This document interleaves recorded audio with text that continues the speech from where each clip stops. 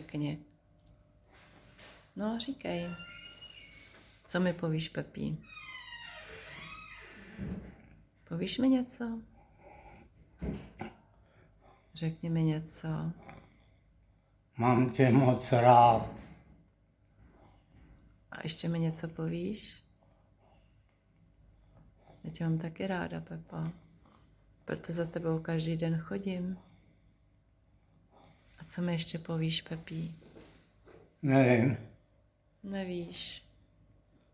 A víš, jak se jmenuju? co? Víš, jak se jmenuju?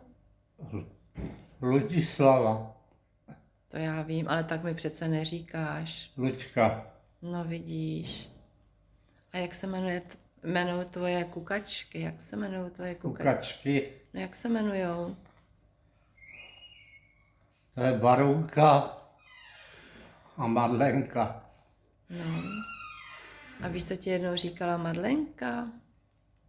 Nevím. Říkala dědí Pepíne. Pamatuješ na to? Jo, A Bára zase říkala, ne, tady ne, co? Pamatuješ si na to? ano. Tak jo, Pepí.